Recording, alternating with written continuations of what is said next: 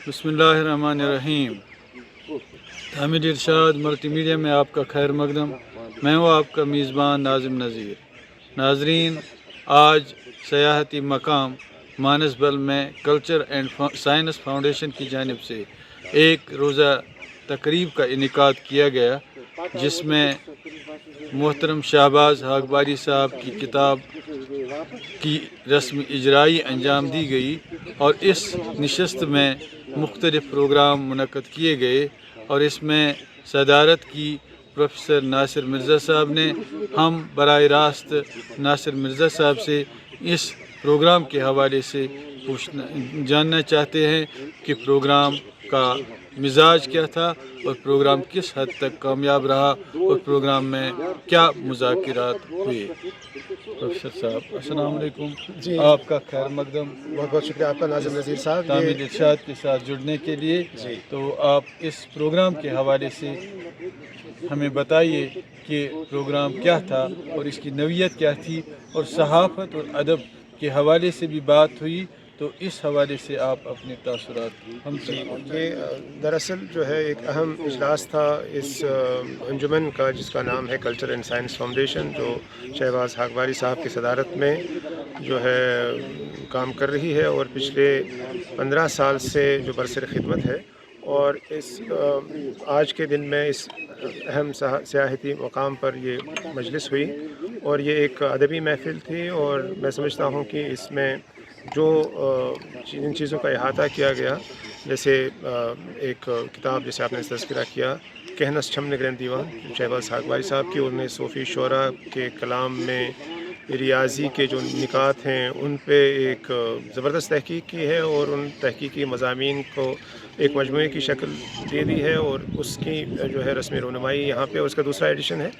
और जिससे उसकी मकबूलियत का भी एक अंदाज़ा होता है। और फिर उसके बाद जो है एक जो है महफ़िल मुबाहिसा हुई, जिसमें असरी सूरत हाल क्या है कश्मीर में अदब की, उस पर जो है सैर हासिल गुफ्तगू हुई। निसार नसीम साहब जो हमारे दूरदर्शन के लाइक फ़ाइक जो है मुंतज़िम हैं, तो वहाँ पे रहे हैं, तो उनकी शिरकत रही। एक कलमकार हैं मारूफ़ गुलशन बदरनी साहब, उनकी शिरकत रही। और जो है शहबाज हागबारी साहब ने भी उसमें अपने तासुरात का, अपने ख़यालात का इज़हार किया और एक जो है उन्हें कीमती तजुर्बात की रोशनी में उन्होंने बात की कि बताया कि कैसे जो कारवान है इल्म अदब का, वो कैसे आगे बढ़ रहा है। इसके अलावा जो है एक मुशायरा हुआ जिसमें कोई मुक़्तदर शख्सियात जो हैं शामिल हुई। जो है हमारे मोहतरम शुअरा, उन्होंने अपना कलाम पेश किया और जो है उससे उनकी जो है जो इस फ़न पे जो कुदरत है, जो उनको दस्तरस हासिल है, उसका भी अंदाज़ा हुआ। और जो उन्होंने एक फ़िक्र अंगेज़ कलाम पेश किया, नातिया कलाम पेश किया और हमदिया कलाम पेश किया, और जो है जो हम दिल पे गुज़रती है उसे रकम करते रहेंगे, उसके हवाले से बात की। और बहुत जो है मैं समझता हूँ कि हम मालामाल हुए, हम बहुत महसूस और फैज़याब हुए। और ये इसमें जो सवालात जवाबात का भी सिलसिला हुआ और जिस तरह से निकात की वजाहत की गई, मुझे लगा कि न सिर्फ ये एक अदबी महफ़िल थी बल्कि एक इस्लाही महफ़िल भी रही और एक तालीमी, तदरीसी, एक नूरानी और एक इरफ़ानी महफ़िल जो है ये रही। और जो है मुझे लगता है कि एक अच्छा काम हो रहा है इस अंजुमन वहाँ के पे तवस्सुत से। मौजूदा दौर में अदबी रुझानात के हवाले से मौजू चुना गया था, तो आप अदब के एतबार से जो अदबी रुझानात इस वक्त हैं, आप उस हवाले से थोड़ी सी वजाहत करें। दरअसल जो इस वक्त अदब है वो एक या कोई भी जो भी आप कलम हाथ में लिए हैं, और अभी इसी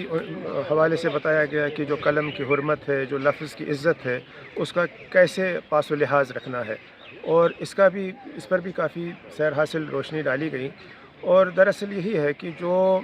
अल्फाज आप इस्तेमाल करते हैं, कैसे आप अल्फाज का इंतखाब करते हैं, कैसे आप अपने मौज़ूआत का इंतखाब करते हैं, कैसे आप अपने तजुर्बात को बयान करते हैं, और आज के दौर के तकाज़े क्या हैं, आज के कारी के तकाज़े क्या हैं, आज के सुनने वालों की तवक्कुआत क्या हैं, ان پر پورا اترنے کی کیسے آپ کوشش کرتے ہیں، اور چونکہ یہ ایک ہم اطلاعاتی انقلاب کے دور سے گزر رہے ہیں اور ہم ایک جو ہے گلوبل ولیج میں رہ رہے ہیں، اور کیسے ہم اور لوگوں سے استفادہ کرتے ہیں اور پھر ان کے تتبع میں یا جو ہے ان کی رہنمائی میں اور آگے بڑھتے ہیں، اور ہم بھی کیسے کوشش کرتے ہیں کہ کیسے ہم ادب کی، علم کی خدمت کریں اور کیسے ہم سماج کو ایک بہتر سماج بنائیں۔ دراصل یہی ایک مجھے لگتا ہے کہ اہم پیغام تھا، اور جب آپ اردو یا کشمیری یا جو ہماری دیگر مقامی زبانیں ہیں ان میں جو ہے نیا ادب جو لکھا جا رہا ہے، اس میں مجھے لگتا ہے ان سب